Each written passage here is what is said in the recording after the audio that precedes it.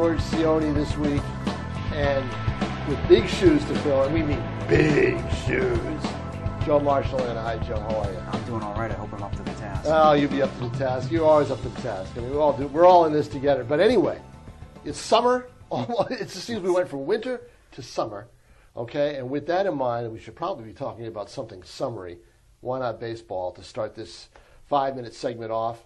And the Boston Red Sox. It's early. I mean, I'm sorry, it is early. You cannot panic. But they show signs of a traditional Red Sox team from the 70s, the 60s, even the 80s. Good hit, and they pitch. Can't pitch. I don't know why anyone would be surprised about this. I mean, they went out and got, when they failed to get John Lester, they went out and got whatever was on the scrap heap. If that was Plan B, then wow, I don't know who came up with it. Well, I'll tell you what, because not only did they sign off the scrap heap, or did they grab off the scrap heap, they signed these guys to long-term extensions. It doesn't make any sense. Rick Porcello's a $20 million a year pitcher. And then you have a guy in Wade Miley who had a over 4 ERA in the NL West last year. I mean, playing for a terrible team in a terrible division. Yeah. And you give him that much money, you bring him and you get a guy in Masterson who wasn't even good enough to stick with you, 5 years ago. Well, they traded him for Victor Martinez, I think. But Porcello, I think, is their best pitcher overall. The guy that strikes me is Joe Kelly, because the more you watch him, the more you have to think he's miscast as a starting pitcher, because he's not really a pitcher. He just rears back and fires it. Yeah. He's a thrower. I was in a rare position when they made that trade last year. You know me being a Pirates fan. I see a lot of the St. Louis Cardinals, sure. Unfortunately. I thought he was a very good starter in the National League. I'm actually kind of surprised that he hasn't had as much success here with the Red Sox than he did with the Cardinals. Not to say, of course, National League, American League, they're big difference. But I thought he'd be better. I am too. I thought he'd be better. But now that I watch him, he can't. He really just doesn't seem to hit the corners. He doesn't seem to throw off speed.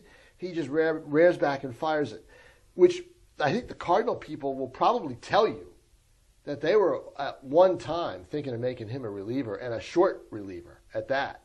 He would be a good one, but as a starting pitcher right now, What I want to know is if all these guys need work, isn't John Farrell supposed to be the guy that works? I mean, he was their pitching coach in the past. He's supposed to be the guy that works with these guys to get them better. Why aren't any of these guys getting better? I think that's something that seriously needs to be looked at. I think it's something they'll look at. You're right. And the thing is, you wonder about that. Now the pressure is going to be on John Farrell because they've gone, feast or famine, World Series title, but a last place finish. I wouldn't even say that. And I mean, you think that lucked out. I don't know, Joe. You win a World Series, you win a World Series. I mean, aside from the World Series year, Farrell hasn't coached a winning team. Yeah, he had Toronto, 3 losers in Toronto. Yeah. He's had 2 losers here.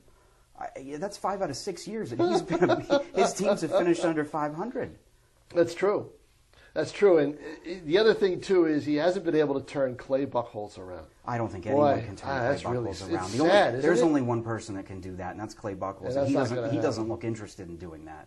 No, that's not going to happen at all. So in that case, who do you think in the AL East is the best team? Your guy Russell Martin beat my Yankees last night. I'm not happy about that. And I picked him up on my fantasy team. The old Pirates catcher. I was at my baseball draft this year, and I picked him up. He was the first catcher I picked up. Everybody looked at me like I was crazy. I don't think they're looking at me like that anymore. I don't think it's the Blue Jays though.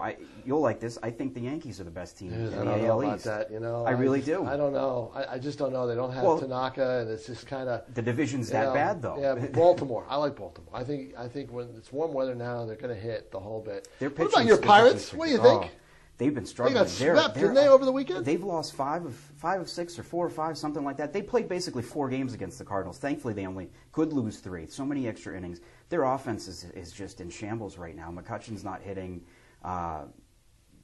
That's the big one. But there's so many other guys in that lineup that just aren't doing what they're doing, and their pitching has been tremendous. Just a lot of Major League Baseball left to be played. I think that right now it's so early. We are going to take a look at the standings now and just take a look at who's off to a good start, then checking them in 2 months. But before 2 months come back, very shortly, in fact, in a matter of seconds, next we talk NFL draft and maybe a couple other things as well.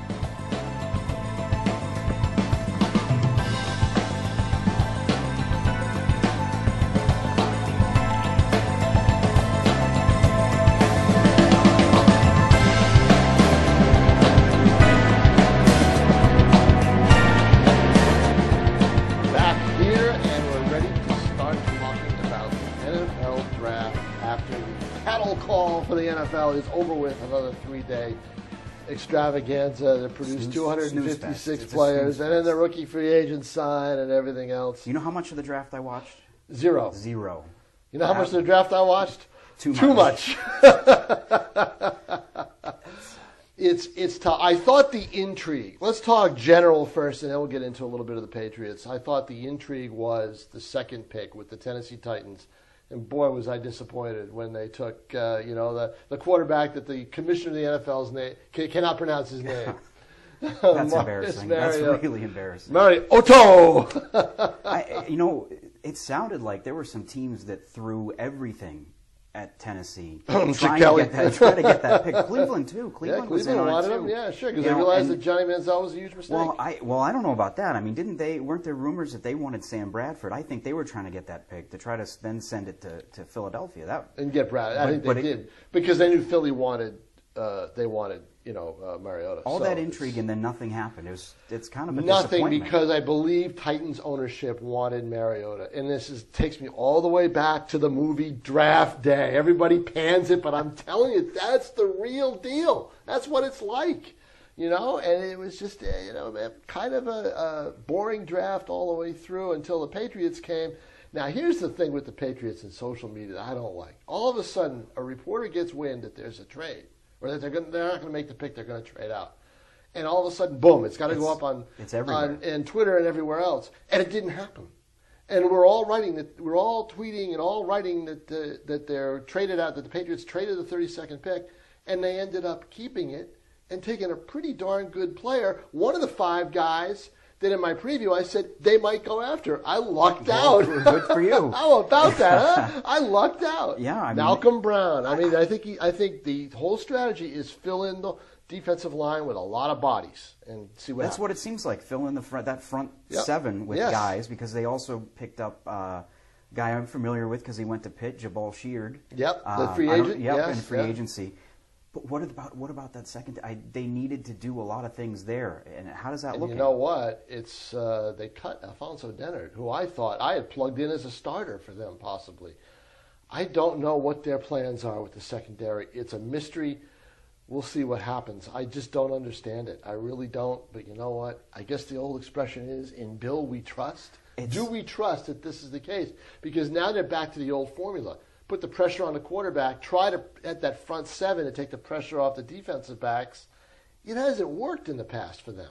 Well, I'll tell you one thing. If Seattle runs on the goal line and gets into the end zone there, it's not Bill we trust anymore, because then they've lost that Super Bowl. I think that win gave them a lot of room to do whatever they wanted, and even if it doesn't make sense. Is that win a fluke in your mind, as tainted as the Red Sox World Series? No, I don't think it's fluky. But then again, how many Super Bowls in the last 20 years have come down to something like that, where you have 2 teams that are so close, that are so evenly matched? True. Aside from that, the year before, Seattle and Denver, there haven't been many of those. No, there haven't, and I think that those 2 teams could also play again next year out in Palo Alto. Now, or San Francisco, wherever it is. Wherever. Not San anywhere Francisco near here. area, yeah. It's not in Stanford, but it's somewhere close. We talk about the NHL Stanley Cup playoffs. My Rangers aren't going to win it, Joe. No. They're not. They don't have the offense. You've got to be able to score goals, and they can't do it. The Capitals are a very tight team. I will tell you this. Team. They will beat the Capitals. I don't think they will. They will beat the Capitals because at some point the Capitals will blow it. That's their MO. Look at their history. That's what they always do. They always find a way to lose series. Different coach. Ovechkin is a much more money type player. But I'm not talking about just Ovechkin. Go back through their I know. I've seen a lot of their teams. All of their years. I know it. I've seen them all. Now, shift to the NBA playoffs very quickly. The Chicago Bulls. I like them. I told you they're going to. I picked them to make the finals. I think they will. It was funny refreshing ESPN last night, ESPN's website. Every time it was like, oh, Cavs get a little closer. Cavs get a little closer. Nothing, that's the way they were playing it. Look, Cleveland's almost back in it. Kevin Love's a big loss for the Cavaliers, I guarantee it. Well, we have hit football, baseball. We've hit the Stanley Cup playoffs. We've hit the NBA playoffs. Next, we'll talk local. We'll talk a lot of baseball, lacrosse, softball, all that stuff.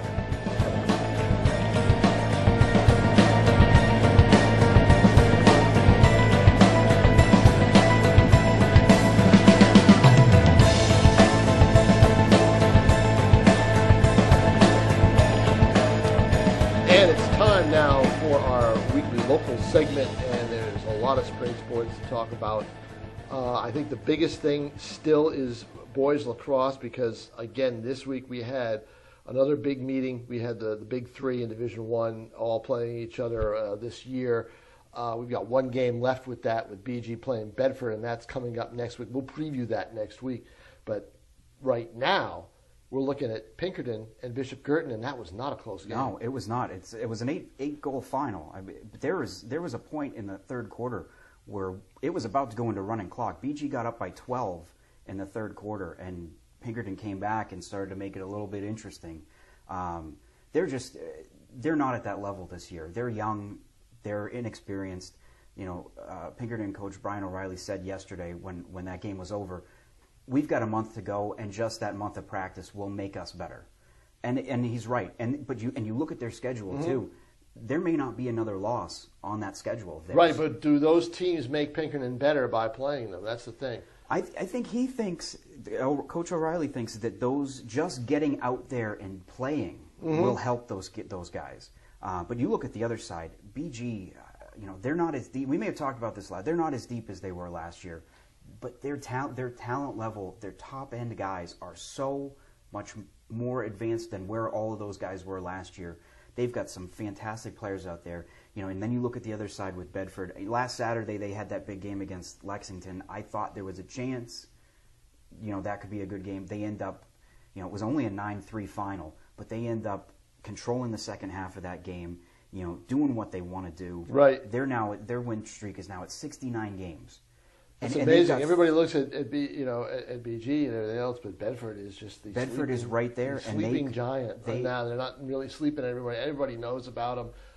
BG and Bedford. That's on the Thursday of next week. It's on the 14th, 7 o'clock start. That'll be a big game. We will preview that next week. You might want to show up at 6 o'clock if you're going to that game. That could be, you get a 4-figure crowd. Do you think? I think it might get one. I think so. I think it. Which would be amazing for the sport of lacrosse, which shows me how far the sport of lacrosse has come, because I covered it in its early stages back in the 90s, in the mid 90s, when it was just late 80s, early 90s, and just starting around in the foreign, taking off.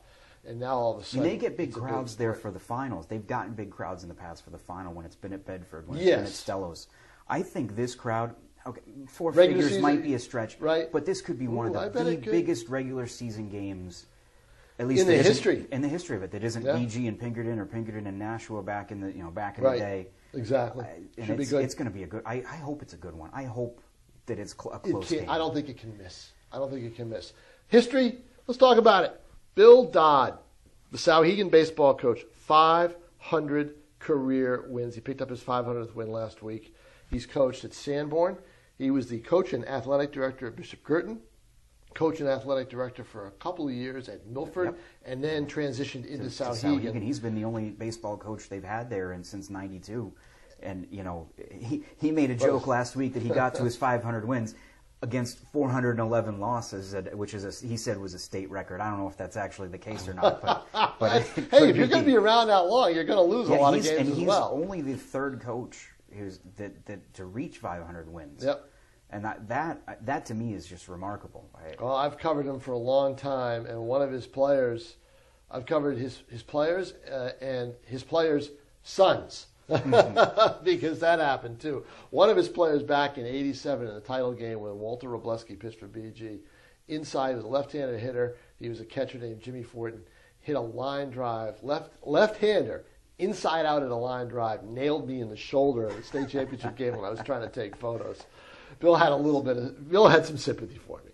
That's why you don't take too many photos, or hadn't taken too many. Yeah, photos. I know. I get out of the battle lines. Can't go by the third base coach's box anymore. What about girls lacrosse? I mean, it's interesting right now because Souhegan's always been the preeminent team. Yeah, which is amazing for a school that size at the Division I level. Actually, you look at the two schools that are leading the pack right now. I know Souhegan lost last night to a very good Needham team, but it's them and BG, at the top of the Division I standings right now. Yeah, and I saw BG run their fast break all the way down on Nashua North. And what'll be interesting on that too? Those two teams play each other on the last game of the regular season. That could be for the top seed. Anyway, that's it for this week. George should be back next week. We'll have a threesome here for the podcast. and go at it back and forth. Should be a great time. Have a great weekend. And that's it for the King's Court, the Nashua Telegraph's sports podcast featuring Tom King.